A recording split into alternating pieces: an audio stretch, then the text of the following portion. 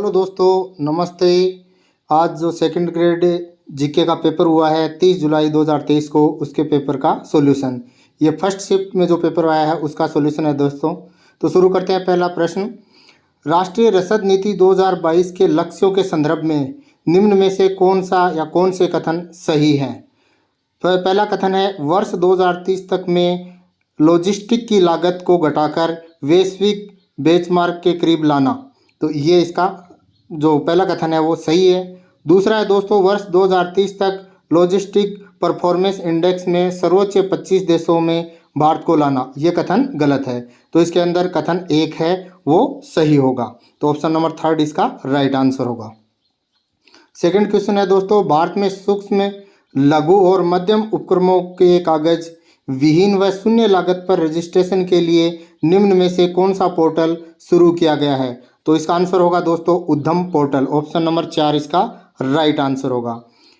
Third question है दोस्तों, निम्न में से कौन से बजट में सरकार ने घोषणा की कि भारत में कृषकों को उनकी उत्पादन लागत से कम 1.5 गुना न्यूनतम समर्थन मूल्य दिया जाएगा?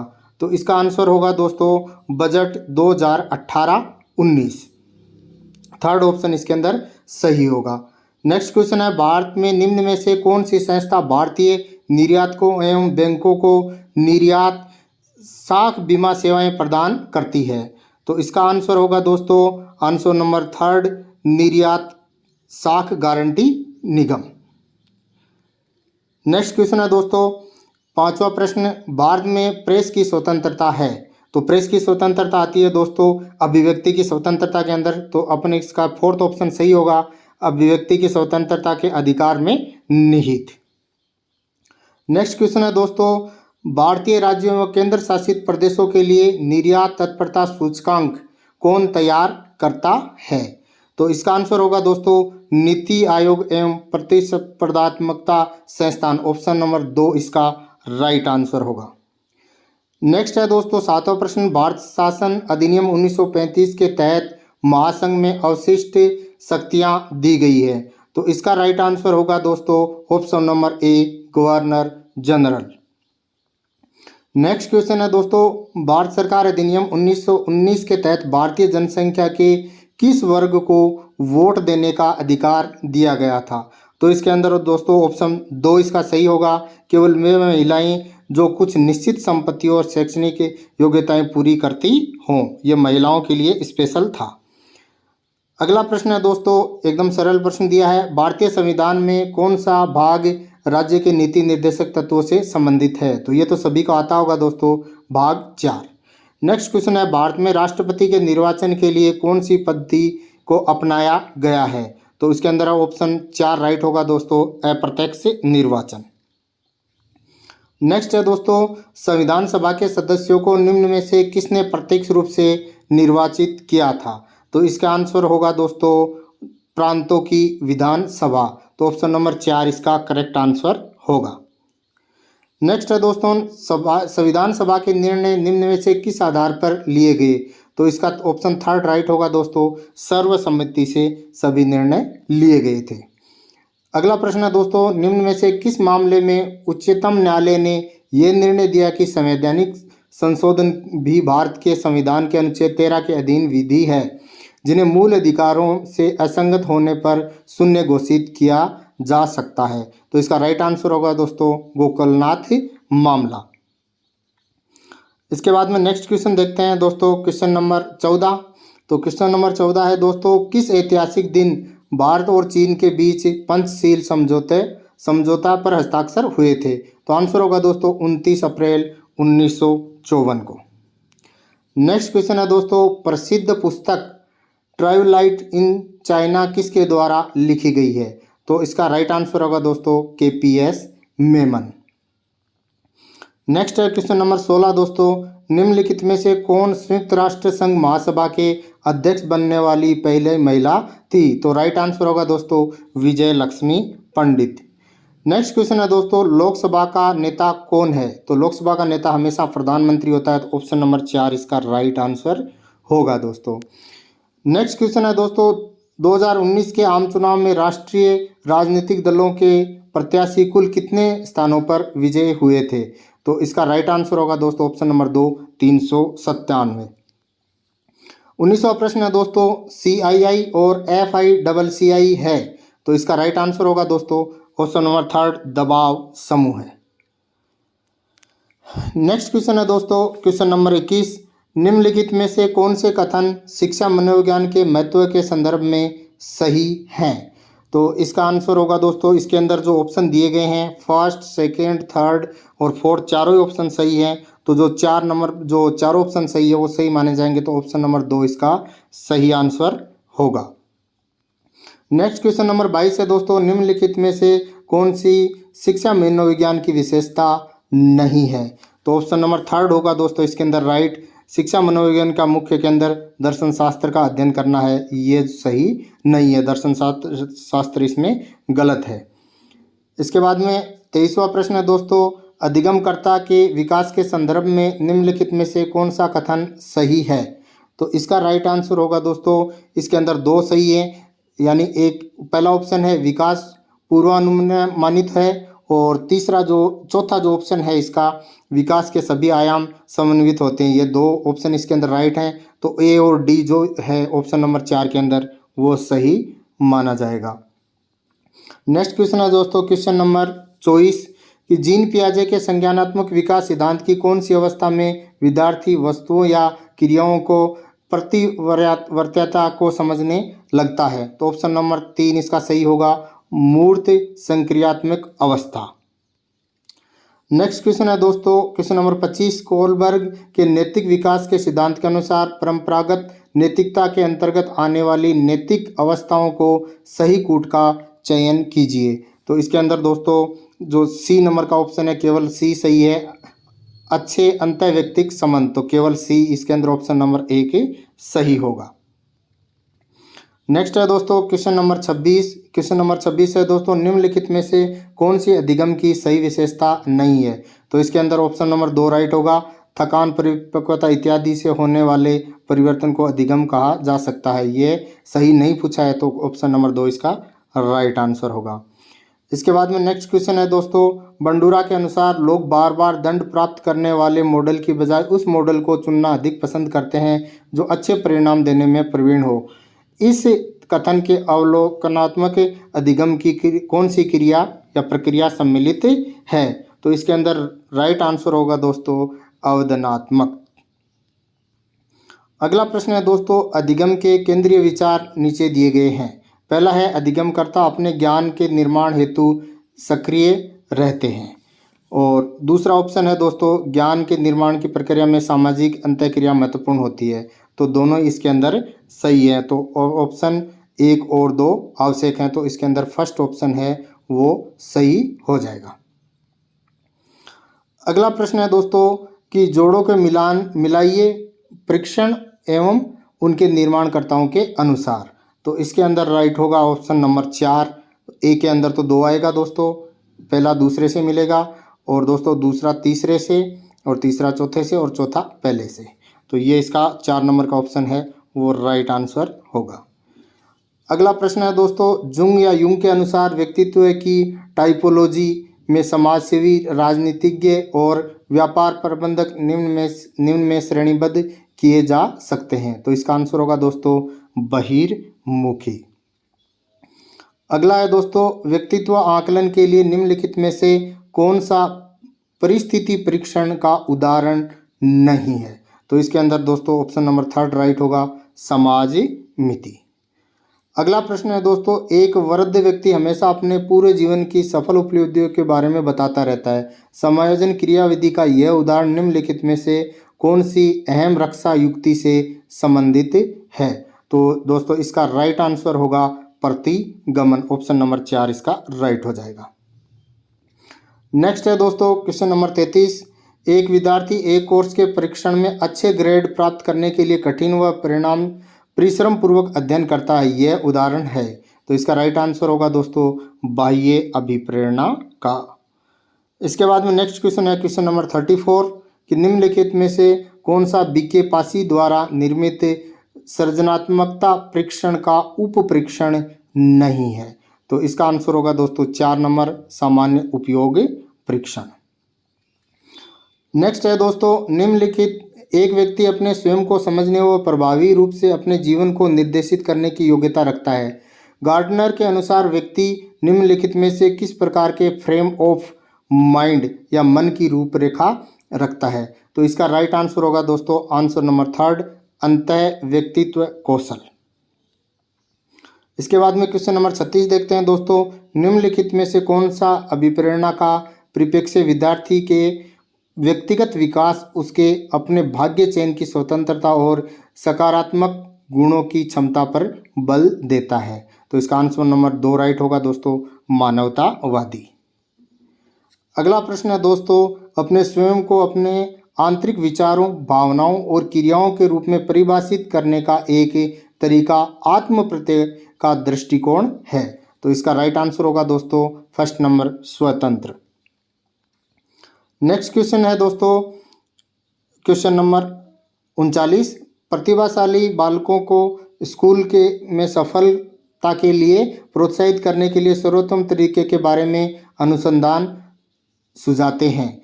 तो इसका आंसर होगा दोस्तों आंसर नंबर 2, जहां तक संभव हो सके उन्हें सहपाठी शिक्षक नियुक्त करना। अगला प्रश्न है दोस्तों, एक व्यक्ति को एक उत्पाद के प्रति अभिवर्ती लक्षित के वस्तुनिष्ठ गुणों के बारे में उसके विश्वासों पर आधारित है। अभिव्यक्ति का यह घटक है। तो ऑप्शन नंबर 4 इसका राइट होगा, संज्ञानात्मक।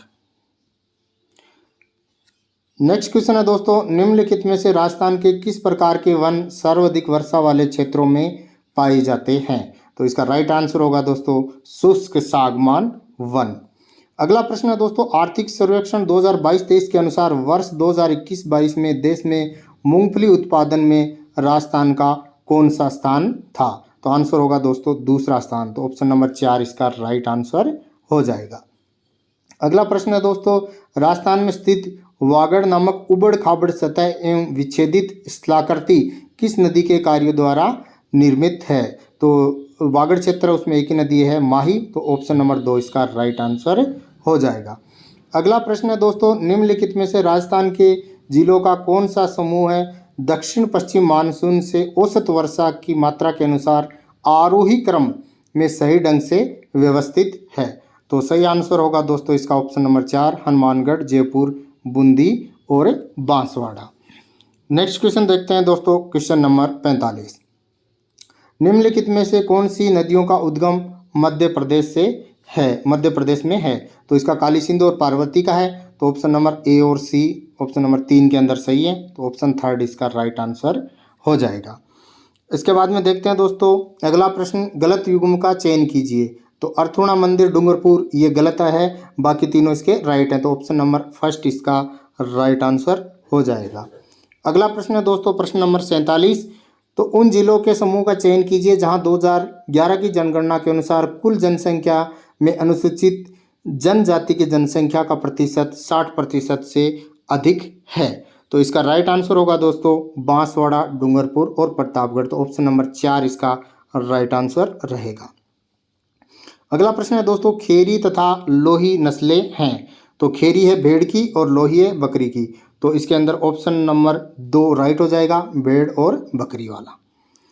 अगला प्रश्न है दोस्तों, प्रश्न नंबर 49, जनगणना 2011 के अनुसार 2001 से 2011 तक सर्वाधिक शहरी दशकीय परिवर्तन दर राजस्थान में निम्नलिखित किस जिले में पाई गई? तो इसका राइट आंसर होगा दोस्तों अलवर। अगला प्रश्न दोस्तों, कौन सा सुमेलित नहीं है? नहीं पूछा है तो टायर ट्यूब का कारखाना अलवर जो नहीं है, क्योंकि टायर ट्यूब का कारखाना कांकरोली राजसमंद में है। तो ऑप्शन नंबर 1 इसका राइट हो जाएगा। अगला प्रश्न है दोस्तों, सुल्तान अलाउद्दीन खिलजी का सेनापति जो रणथंबोर के किले में घेराबंदी के समय मारा गया था। तो इसका राइट आंसर होगा दोस्तों नुसरत खां। तो ऑप्शन नंबर 1 इसका राइट हो जाएगा। अगला प्रश्न है दोस्तों, किस इतिहासकार ने हल्दी घाटी के युद्ध को गोगुंदा के युद्ध के नाम से पुकारा है? तो इसका राइट आंसर होगा दोस्तों अब्दुल कादिर बंदायूनी। अगला प्रश्न है दोस्तों, 1857 की क्रांति के समय स्वतंत्रता संघर्ष के समय मेवाड़ का पॉलिटिकल एजेंट था। तो मेजर सोवर्स था। तो ऑप्शन नंबर 3 इसका राइट आंसर हो जाएगा। अगला प्रश्न है दोस्तों, निम्नलिखित में से किस पुरास्थल के निवासी वस्त्र बुनाई की तकनीकी से परिचित थे? तो इसका राइट आंसर होगा दोस्तों बालाथर। ऑप्शन नंबर 3 इसका राइट आंसर होगा।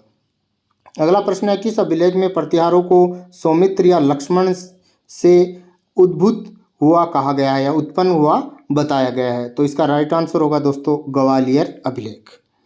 अगला प्रश्न है दोस्तों, ललित विग्रहराज नाटक का लेखक सोमदेव किस चौहान वंश का राजकवि था? तो इसका राइट आंसर होगा दोस्तों विग्रहराज चतुर्थ। अगला प्रश्न है दोस्तों, मत्स्य संघ का व्रत राजस्थान में विलय कब हुआ?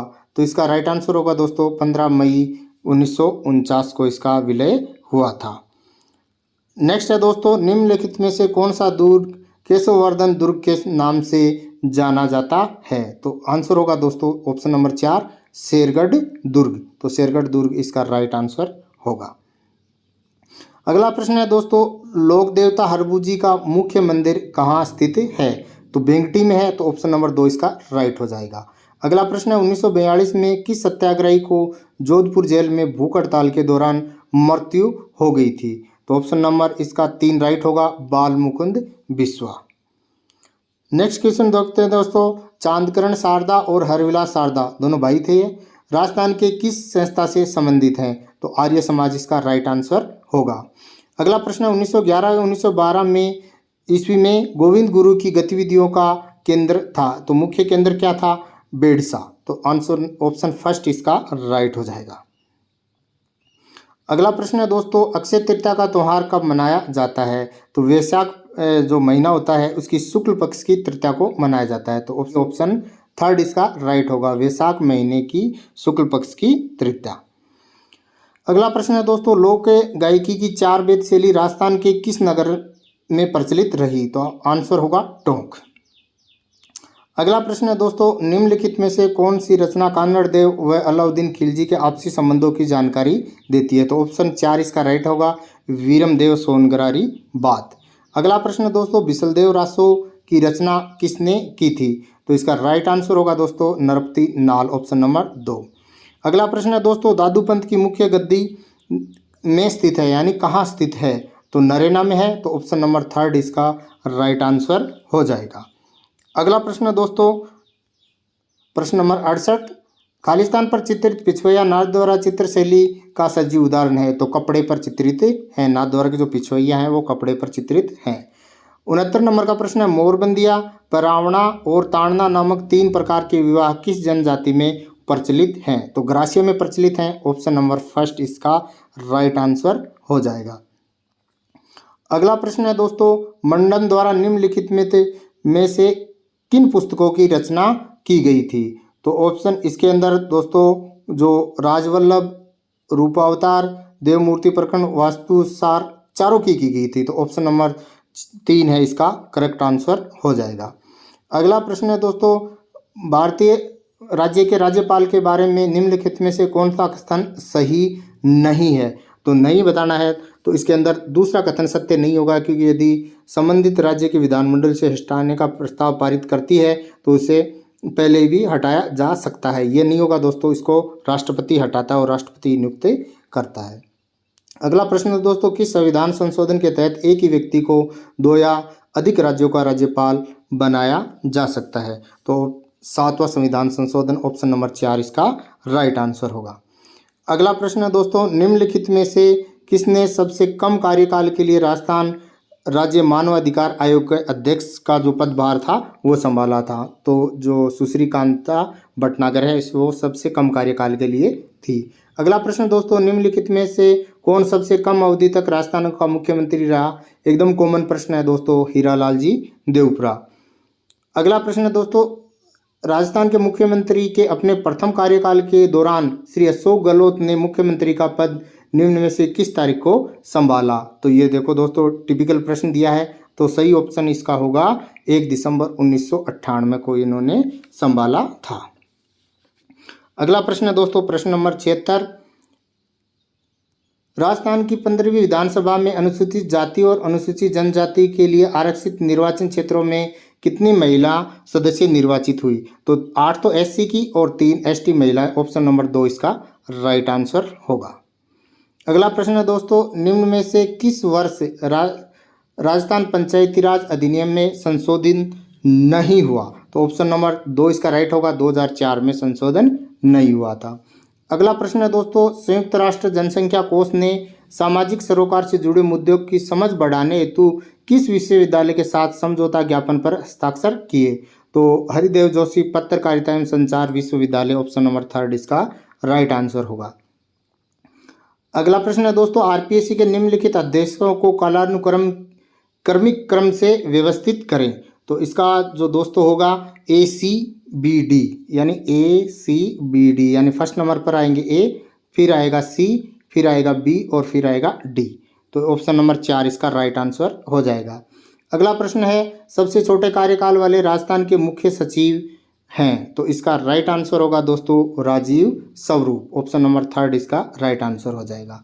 अगला प्रश्न है दोस्तों, पंचायत राज अधिनियम 1994 की धारा 14 के अनुसार 4 लाख की जनसंख्या वाली जिला परिषद में कितने सदस्य निर्वाचित होंगे? तो ऑप्शन 17 इसका सही रहेगा, तो ऑप्शन नंबर 2 इसका राइट आंसर हो जाएगा। अगला प्रश्न है दोस्तों, राज्य के निम्नलिखित में से कौन से जिलों में स्थित धार्मिक स्थलों में धार्मिक पर्यटन को बढ़ावा देने के लिए हाल में ही राजस्थान सरकार ने 13.48 करोड़ रुपए की धनराशि स्वीकृत की है? तो ऑप्शन नंबर 3 जो नागौर, जैसलमेर, अलवर है, ये ऑप्शन इसका राइट आंसर होगा। अगला प्रश्न है दोस्तों, हाल में ही भारत के प्रधानमंत्री ने राजस्थान के किस जिले में प्रधानमंत्री मातृ वंदना योजना को गोद भराई समारोह के रूप में मनाने की नई पहल की सराहना की है? तो 2 आंसर इसका राइट आंसर होगा। अगला प्रश्न है दोस्तों, 84 नंबर का प्रश्न, निम्नलिखित में से कौन सा कार्यक्रम राजस्थान के सरकारी स्कूलों में माध्यमिक परीक्षा उत्तीर्ण करने वाले छात्रों को उनके कैरियर लक्ष्यों को पूरा करने के लिए उपयुक्त विषय संकायों का चयन करने में मदद करने के लिए शुरू किया जा रहा है? तो डायल फ्यूचर, ऑप्शन इसका ऑप्शन नंबर 3 राइट होगा। अगला प्रश्न है दोस्तों, 2023 में जल जीवन मिशन कनेक्शन में राजस्थान का क्या स्थान है? तो इसका राजस्थान का 12वां स्थान रहा, तो ऑप्शन नंबर 4 इसका राइट आंसर हो जाएगा। अगला प्रश्न दोस्तों, हाल ही में दिल्ली में आयोजित 11वीं भारतीय ओपन चैंपियनशिप में राजस्थान की अनुया प्रसाद ने 10 metre air pistol dame women category में कौन सा मेडल जीता था? तो ऑप्शन इसका 3 राइट हो जाएगा, उन्होंने स्वर्ण पदक जीता था। नेक्स्ट क्वेश्चन है दोस्तों, हाल ही में नई दिल्ली में आयोजित 66वें नेशनल स्कूल गेम्स में राजस्थान के प्रणय चौरडिया और युक्ति हर्ष ने व्यक्तिगत स्वर्ण पदक जीते। उन्होंने ये पदक किस खेल में जीते थे? तो शतरंज, ऑप्शन इसका राइट आंसर होगा, क्योंकि उन्होंने शतरंज में ये पदक जीते थे। अगला प्रश्न है दोस्तों, राजस्थान सरकार ने असंगठित क्षेत्र के पंजीकृत सक्रिय श्रमिकों एवं स्ट्रीट वेंडर्स को किस योजना के तहत आर्थिक राहत पहुंचाने का बड़ा निर्णय लिया है? तो ऑप्शन फर्स्ट इसका राइट होगा, चिरंजीवी श्रमिक संबल योजना। अगला प्रश्न है दोस्तों, राजीव गांधी ग्रामीण व शहरी ओलंपिक 2023 में क्रमशः कितने कितने खेलों को शामिल किया गया है? तो 7 खेलों को शामिल किया गया, दोनों में ही, ऑप्शन 2 इसका राइट आंसर होगा। अगला प्रश्न, हाल ही में राजस्थान के क्रीड़ा परिषद द्वारा 63वें केंद्रीय आवासीय खेलकूद प्रशिक्षण शिविर का आयोजन किस स्थान पर किया गया? तो इसका जो आयोजन किया गया था माउंट आबू में किया गया था, ऑप्शन 3 इसका राइट आंसर हो जाएगा। नेक्स्ट क्वेश्चन है दोस्तों, निम्नलिखित में से किस देश का 2023 में जनसंख्या घनत्व न्यूनतम था? तो ऑस्ट्रेलिया इसका राइट आंसर होगा। नेक्स्ट क्वेश्चन है दोस्तों, विश्व युवा रिपोर्ट 2005 के अनुसार निम्नलिखित में कौन सा युवा जीवन व वैश्वीकरण का प्रभाव नहीं है? तो इसका आंसर होगा दोस्तों युवा संस्कृति। तो युवा संस्कृति, ऑप्शन नंबर 4 इसका राइट आंसर हो जाएगा। अगला प्रश्न है दोस्तों, नीचे दिए गए कूट की सहायता से सही युग्म का चयन कीजिए। तो सही युग्म का चयन करना है दोस्तों, इसके अंदर पहला प्रशांत महासागर कोरल और आर्कटिक महासागर कारा सागर, ये 2 सही हैं, तो ए और सी ऑप्शन नंबर 1 के अंदर इसके अंदर राइट आंसर हो जाएगा। अगला प्रश्न दोस्तों, दबाव पेटियों के मौसमी स्थानांतरण का कारण पछुआ पवने। तो इसका जो राइट आंसर होगा वो दोस्तों ऑप्शन नंबर 3, गर्मियों में ध्रुव की ओर और सर्दियों में विषुवत रेखा की ओर सरकती हैं। अगला प्रश्न है दोस्तों, पृथ्वी दिवस मनाया जाता है। तो पृथ्वी दिवस कब मनाया जाता है? सबको पता है दोस्तों, 22 अप्रैल को मनाया जाता है। अगला प्रश्न है दोस्तों, गलत युग्म चुनिए। तो गलत युग्म चुनिए, इसके अंदर जो मोरान हुगरीजन है कोयला, ये गलत ऑप्शन होगा। बाकी फर्स्ट, थर्ड और फोर्थ सही आंसर है, तो ऑप्शन नंबर 2 इसका करेक्ट रहेगा। अगला प्रश्न है दोस्तों, मानसूनी वर्षा में क्षेत्रीय भिन्नता सहायक है, तो इसका राइट आंसर होगा दोस्तों विभिन्न प्रकार की फसलें उगाने में। अगला प्रश्न है दोस्तों, कोंकण, कनारा व मालाबार उपप्रदेश हैं पश्चिमी तटीय मैदान, ऑप्शन नंबर 2 इसका राइट आंसर होगा पश्चिमी तटीय मैदान, ऑप्शन नंबर 2 इसका राइट आंसर होगा। अगला प्रश्न है दोस्तों, नर्मदा व ताप्ती नदियों की घाटियों में कौन सी श्रेणी स्थित है, तो आंसर होगा दोस्तों सतपुड़ा। अगला प्रश्न है दोस्तों, अंतिम प्रश्न, अंडमान तथा निकोबार द्वीप समूह में अधिकांशतः किस प्रकार के वन पाए जाते हैं, तो ऑप्शन नंबर 2 इसका राइट होगा उष्णकटिबंधीय सदाबहार वन। तो ये थे दोस्तों आज के पेपर का सॉल्यूशन। सभी पेपरों का सॉल्यूशन और पुराने प्रश्न की टेस्ट सीरीज आपको मेरे चैनल पर मिलती रहेगी। इसके लिए चैनल को सब्सक्राइब कर लें और वीडियो को ज़्यादा से ज़्यादा दोस्तों के साथ शेयर करें। धन्यवाद।